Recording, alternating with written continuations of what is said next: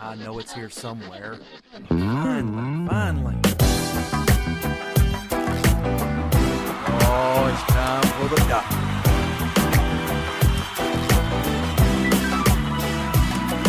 You're listening to Dr. Bill, the computer curmudgeon.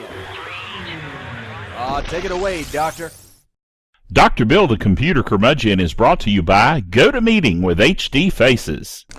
Well, it's that time again, and the doctor is in. It's time for another Dr. Bill, the computer curmudgeon netcast. I've had several people ask me, why do you always put your hands in the air when you say netcast? I don't know. It's what I do. Besides, it makes for a great action shot. Just saying. You know, when you do the thumbnail for the show, never mind. Anyway, so we are proud members of the Tech Podcast Network, techpodcast.com. If it's tech, it's right here on Dr. Bill, the computer curmudgeon. You'll notice once again I'm in my easy chair in the living room because I've run out of gumption. I'm doing the show on a Sunday afternoon because I had no gumption yesterday to do the show. So this may be a low energy version of the Dr. Bill show because the gumption level is just not quite getting up the scale where it should be. You are familiar with gumption, right? Yes. That is a term meaning gumption. I don't know what else it means. Anyway, so we're going to look at some stuff as we usually do. First item we have is that there are 40 million Windows 8 licenses that have been sold in the first month of sales. Yes. And so they sold 4 million copies the first day. That's pretty good. And for the month they sold 40 million, which is not bad, you know. That is actually more than Windows 7 sales were in the first month. So they beat their old record there. So not too bad. They're saying that they expect there to be more sales as we get further into the holiday season and people are buying more new computers because the new computers are going to be coming with Windows 7. So, makes sense, I guess. We shall see. The next item is strange. I actually wish I could show this to you right here on the netcast without getting into trouble with YouTube and all of those folks that want to say, why are you showing other people's videos on your show? Well, sometimes they're funny, like this one. This video you must go see. Okay? Now, in order to do that, all you have to do is go to drbill.tv, drbill.tv, as it says here on the screen. Go to that website and find the November the 29th posting that says a new Microsoft IE advert aimed at me. And if you watch it, you'll understand why. This is basically the Microsoft Internet Explorer haters commercial. And it is funny. I gotta admit, Microsoft, you know, they really kind of scored some geek cred points on this one because it is quite funny. And it's actually self-deprecating on their part. And no, that is not a term that has anything to do with going to the bathroom. Don't confuse it with that, okay?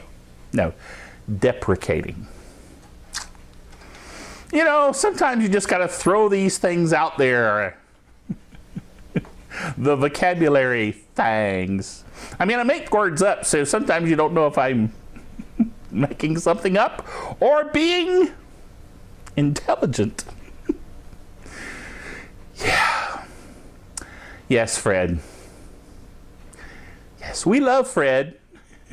By the way, for those of you that don't know about Fred, Fred's the guy that puts the things up here on the screen, often with a wry sense of humor. Yes. And he sometimes gives me a hard time. What can I say? By the way, his name is spelled P-H-R-E-D, Fred, because as you can tell from his comments, he's a very different fellow. Yes.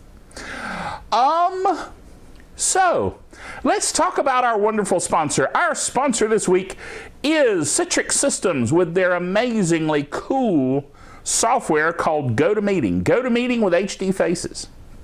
And I'm telling you, they have, this package is awesome because they just keep improving it. They keep adding new features and things into it. You know, used to, you could view a GoToMeeting session on your iPad. Now you can actually start and run a GoToMeeting session initiated from your iPad. They just keep adding to it. They added in HD Faces where you can have an HD webcam and be able to have conversations and meetings with each other through an HD interface. Dude, I'm telling you, you can show your desktop. You can just do so much with it. So I'd encourage you to check it out because it is an amazing package for collaboration, for joining together with other folks, and being able to have a meeting without having to physically go to a location. You can do it right from your own home, your office, vacation, wherever you happen to be. You can collaborate and come together with GoToMeeting. So I encourage you to check it out. If you use this special code word podcast, go to gotomeeting.com, add in that little string podcast into the field there, click it, and you'll get 30 days free trial of GoToMeeting, and that's awesome. Remember, meeting is believing. And until you try it, you just don't understand how cool this software is. So check it out. All right, let's talk about something else that I want to share with you that I'm really excited about. Now, I know we're taking a bit of we're jumping off of the blog a bit here for this particular little jaunt. But it's going to be awesome for you because I want to show you Linux Mint. It is now officially my current favorite client version of Linux. I've tried, as you know, Fedora. I've used for a very long period of time Ubuntu with a Unity interface, and then I went to the LXDE interface, and I just tried all kinds of different things. But I'm telling you, dude, Linux Mint is the bomb, okay? I'm serious. I installed it on my work PC at work, and I'm telling you, man, it is so awesome. And that is the build that I want to show you in this video right now. Okay, what we're looking at here is my Linux Mint installation from work. And I installed this on my work PC, and I'm telling you, it is awesome. As I said, it is the bomb. All right, so you need to check out what we're doing here with Linux Mint. Now, what I want to show you is pretty straightforward. Let's go over and look at some of the menu options here. Notice how they're categorized into different menu sections. Or you can come up and see all of them at once, which is kind of neat. Be able to see all the programs installed. And you can also very easily add something to the desktop by just clicking on Add to the Desktop. Talk about easy. I mean, Linux is never this easy in the past, but this makes it simple and easy.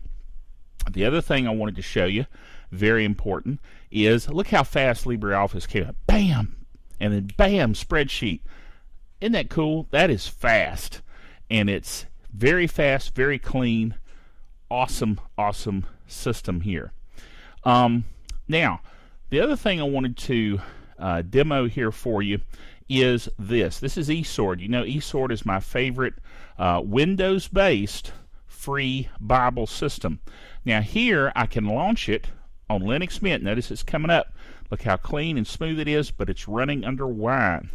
Now Wine stands for, of course, Wine is not an emulator. Recursive, yes, I know, Wine. But notice everything's working here in eSword, and this is a Windows program. It was very simple and easy to get it installed. And then another one here is Composer. Now Composer has a version both for Linux and for Windows, but there's some incompatibilities with certain versions of Linux that are newer, like Mint, which is based on Ubuntu. So I've installed the Windows version of Composer right here under Wine. And look how quick and easy it runs. Very, very nice. I've been very impressed with the integration of Wine here into Linux Mint. Of course, we've got the regular Google Chrome browser with all of my settings. We've got the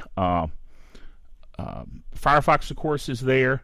We've even got a virtual machine, VirtualBox of Windows 7 here, notice, running under Linux Mint. So this is a VirtualBox virtual machine for things like my Active Directory programs that I use at work that wouldn't install very readily under Linux.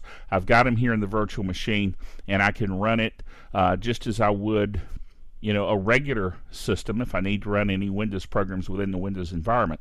So very, very neat and very clean how all this works.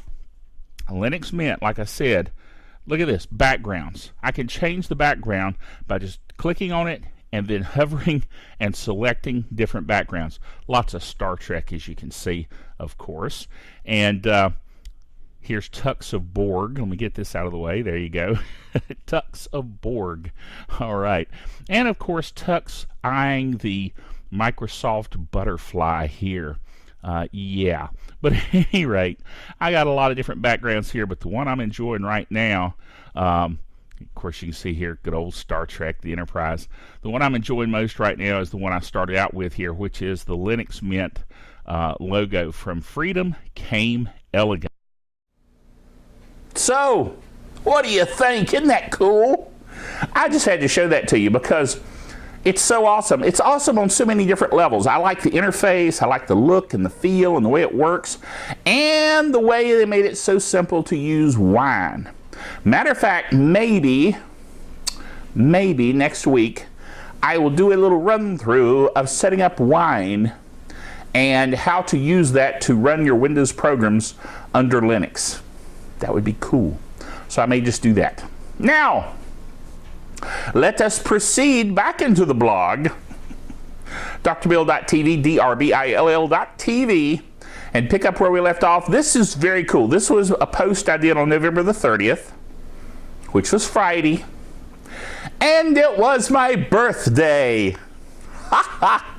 Yes, Friday was my birthday, and I was minding my own business. I got birthday greetings from Facebook folks. I got birthday greetings from Google Plus folks. I got birthday greetings from, like the linuxquestions.org forums and all kinds of places. But then I went to plain old Google. I went to Google something, and there was a Google Doodle for me on my birthday. That was just so cool. And when you hover over the Google birthday cake doodle, it said, "Happy birthday, Dr. Bill." Dude, I felt like some kind of celebrity. Now, I know it's because I'm logged into Google Plus and I'd given them my birthday and they did this and they do it for anybody, but it was just cool.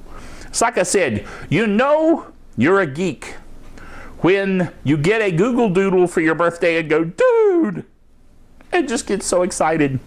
So I posted the doodle in the blog so you could see it. And I even hovered over it so it would do the happy birthday, Dr. Bill, and you could see that as well. Yes. So that way you could enjoy my enjoyment of it. Okay? Whoa! Way to go, Fred. Fred likes to spring these things on me when I least expect it. And it's a Geek Software of the Week. Geek Software of the Week this week is Spybot Search and Destroy version 2. Now, this is a little unusual. I don't normally do this. Spybot Search and Destroy has been a Geek Software of the Week, but it was that a long long time ago. I've been doing the show for about 8 years. And it was probably about 7 years ago that I did Spybot Search and Destroy as a Geek Software of the Week. So it's been a while, but I don't normally repeat them. However, this is version 2. And version 2 is a pretty big milestone for Spybot Search and Destroy. So I encourage you to check it out. It now does a much better job of finding the spyware and malware and all the other evil things that are out there. Yes. Next item. By the way, you can read more about Spybot Search and Destroy, but it's pretty straightforward. It's been around a long time. So, you know, anyway. Next item is Ouya. Ouya. Ouya open source console, gaming console. $99 console will ship in time for Christmas.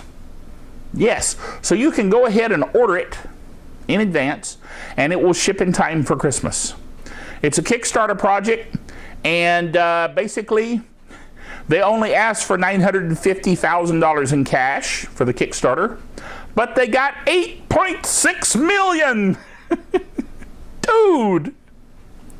In other words, there's a lot of market out there for an open source gaming console. People got excited. I can't blame them. So if you get the console, it says the team said in a post on Kickstarter that the Ouya development kit, the ODK, is currently in the testing phase. Users will be able to create accounts by December 25th. So you can order your console and then you can get the Ouya development kit and start developing your own open source games. Dude, that would be cool. Me and the Game Master were talking about that. We may get one and develop a game or two. Who knows? Maybe we will develop something that will be awesome. I threw out a bunch of ideas and he kind of went, maybe. So we'll see. You know, he's at the at High Point University majoring in game design. So, you know, I've kind of got a bit of an edge when it comes to collaborating with him to design games. Yes, indeed. All right, it's time for Geek Wisdom, the sacred teachings of nerd culture. Are you ready? I don't think we've done this one. Have we done this one? Just in case we have, let me see if there's a backup. Oh, yes. Let's do this one instead of the one I was going to do that we might have already done. This one I know we haven't done yet. Okay, this one is There Is No Spoon. The Matrix. This is a random phrase that I throw around quite a bit. Actually, two random phrases that have to do with spoons that I throw around every so often is there is no spoon and spoon. The latter, of course, being from the Tick. That's his battle cry. Which makes you wonder about the Tick. But anyway, there is no spoon. Here's what the author of the book says about the phrase. Of all the people who tried desperately to make Neo understand a thing, I'll do a little censoring here, that was happening in the Matrix, it was the spoon-bending child who got closest. Yes, by pointing out that the world is malleable because the world isn't real. The Matrix world. This world, as far as I know, is real. But his world. A little disheartening to a man invested in the realities of his known world, to be sure. But this little home truth came to Neo at a key moment. Yes. We've all been the recipient of one of these. At a time when we're confused and unsure, someone tells us something that seems not only contradictory to what we want to hear, but unhelpful to the point of non sequitur. On the other hand, just because we don't want to hear something doesn't mean it's not good advice. If even Neo was able to grasp, whoa, surely we can too.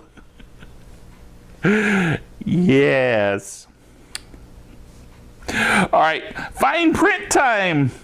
Fine print is so hard. Inexplicably, bending spoons became a visual signifier of supposedly paranormal phenomenon during the 1970s boom in ESP studies, thanks to self-declared psychokinetic performer Uri Geller. A tidbit of trivia that isn't all that exciting. Not exactly fun, but hey, oh well. But they have a picture here of a spoon, including one that's kind of squiggly. Anyway, there is no spoon. The thing you must understand, Neo, is there is no spoon. I mean, come on, he's being played by Keanu Reeves. You can't expect him to be the brightest bulb in the light fixture, if you know what I mean. Okay? So, once he figured it out, though, dude, he did all kinds of cool stuff. I still like, my favorite scene is at the very end of the first movie when he's standing there in the phone booth. I mean, there's no phone booths anymore, but it's still cool. He's standing there in the phone booth and they're playing the music. Boom, boom, boom, cool music. And he looks up and then just goes swish. And his coat is fluttering like a cape in the wind. That's just so cool.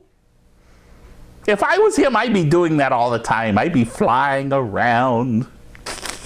I've always thought that would be a lot of fun. Yes, flying. Having a big cool coat flutter in the wind while you did it, that would make it cooler too, particularly if you had the glasses, the dark glasses, which I don't happen to have any on me. If I did, I would put them on and look cool. Dark glasses automatically, instantly make you look cool. I don't know why. I think it's some kind of cosmic, genetic, psychological mumbo-jumbo thing. Or something. Anyway, that will do it for this week. Remember, until next time, the doctor is out of here.